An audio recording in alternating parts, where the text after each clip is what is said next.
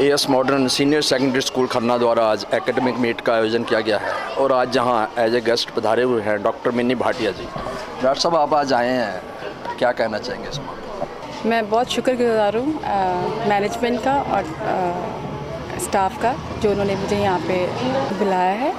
So I hope the school will progress in a good way like it is being doing previously. आज इसके जो secretary हैं school के रजनीश बेदी जी ने एक नया प्रयोग किया है। हाँ, क्योंकि हमने स्पोर्ट्स मीट एथलेटिक्स मीट तो सुनी है, लेकिन एकेडमिक मीट पहली बार जो सुनी। हाँ, ये this is for the first time in this area and I appreciate the efforts being done by the staff, the students and the management. और जो स्टूडेंट आज इसमें पार्टिसिपेट कर रहे हैं उनको क्या मैसेज देना चाहेंगे? आई होप देम सक्सेस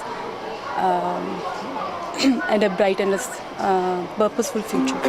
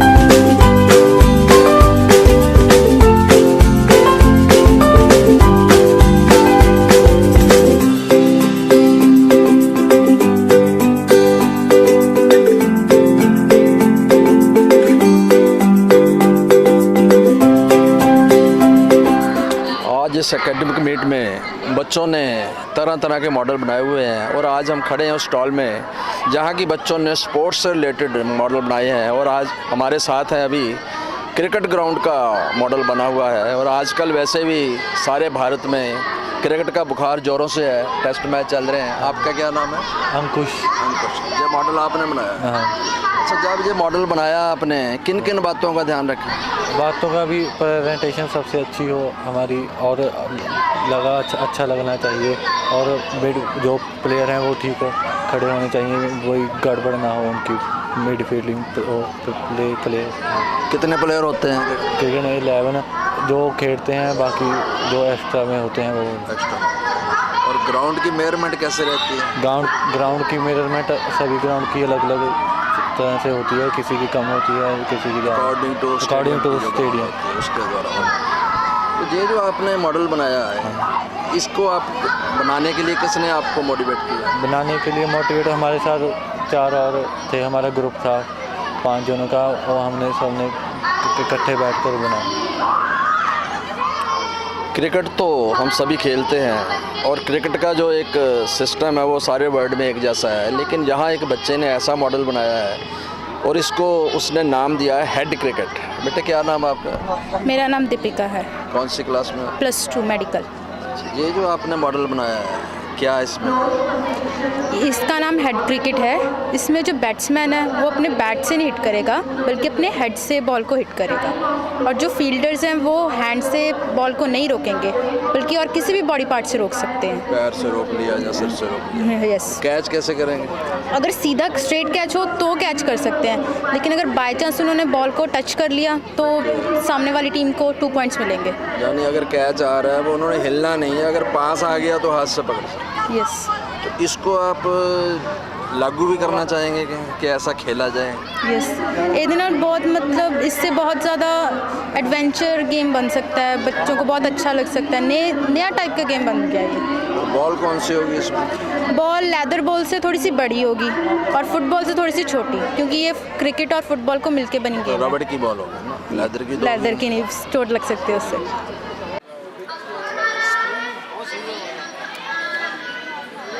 हमने इस स्टॉल में एक अलग सा मॉडल देखा है जिसका कि नाम इन्होंने टच एंड आउट दिया है, और मेरे साथ है वो बच्चा जिसने कि इसको तैयार किया। क्या नाम बेटे आपका? रोहित रतन। कौन सी क्लास में आप? 9th।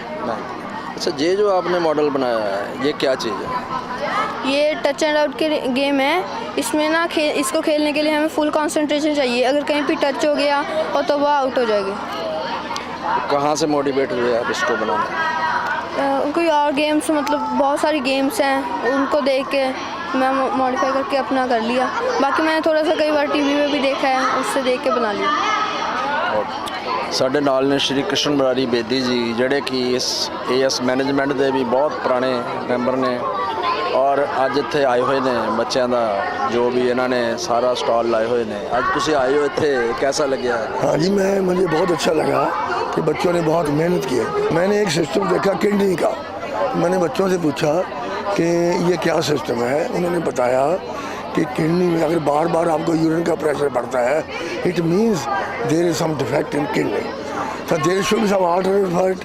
तो बच्चों ने बताया कि हमें वाटर ज़्यादा लेना चाहिए, लिक्विड ज़्यादा लेना चाहिए, ताकि हमारी किडनी ठीक वर्क करे। उसके बाद मैंने बच्चों को ये सजेशन दिया कि जो बच्चे आते हैं आपके पास, आप उनको ये कहो कि they should not take fast food. Maggi खानी बंद करो, पिज़्ज़ा खाना बंद करो, पेटी खानी बंद करो, सिंपल रोटी खाओ और सिंपल कैंपा पीना बंद करो। जब तक आप किसी बीमारी की रेमेडी के बाद उसका फॉरवर्ड इलाज नहीं बताते, it is of no use. तो बच्चों को सिंपल रहना चाहिए, फास्ट फूड नहीं खानी चाहिए, घर की रोटी लेके आओ, पढ़ो, और 12 घंटे कम से कम पढ़ना चाहिए if you want to become doctor, professor. मैंने PhD की, मैं 16 घंटे रोज़ पढ़ता था। IPS में सेलेक्ट हुआ, प्रोफेसर लगा, तो इसके लिए मैं एक बात रोटी खाता हूँ, बस खाया शाम को खाऊंगा। आज के बाद ये 2 बच्चे मेरे सामने खड़े हैं, ये प्रॉमिस करेंगे मेरे साथ कि हम मैगी नहीं खाएंगे। मैगी नहीं खानी, बिल्कुल बंद करो मैगी खानी, बंद।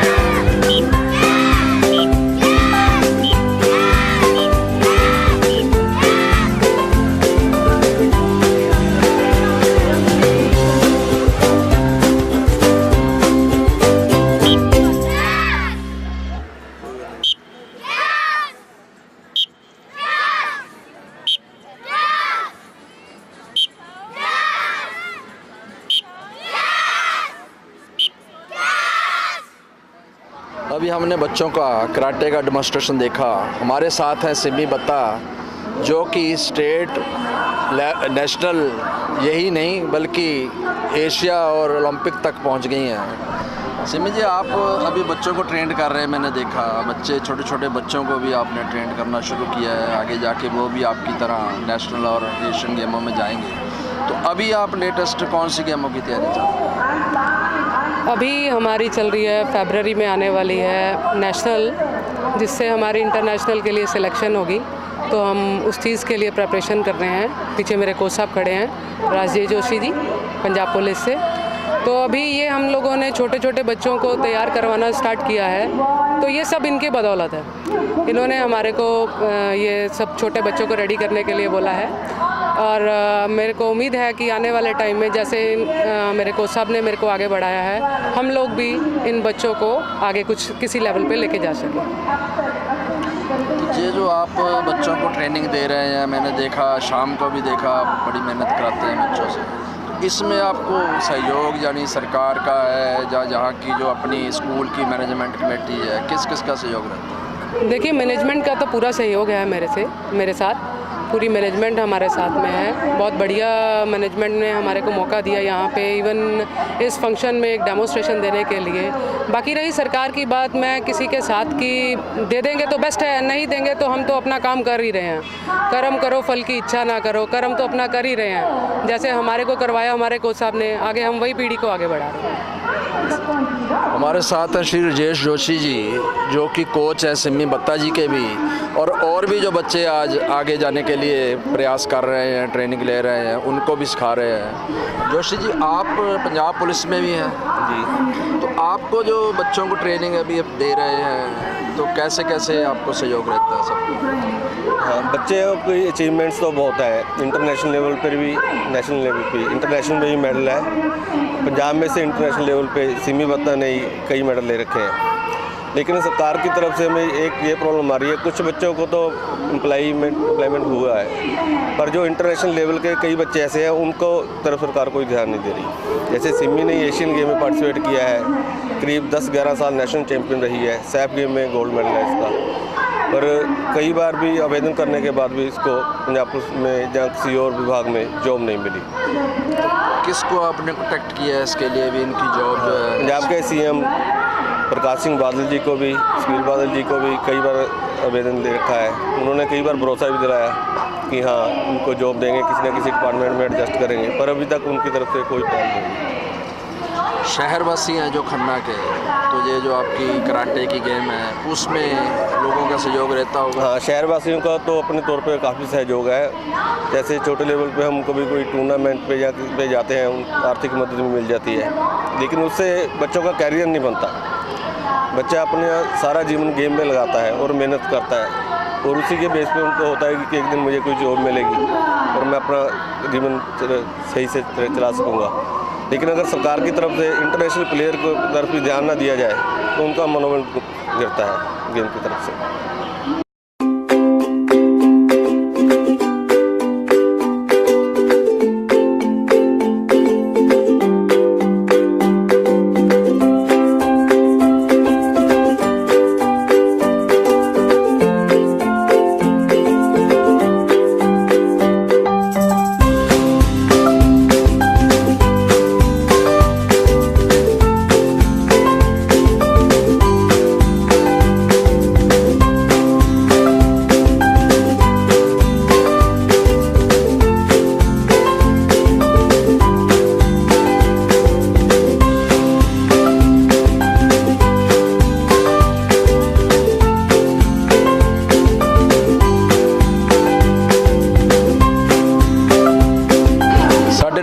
इस स्कूल के सैकटरी श्री रजनीश बेदी जी।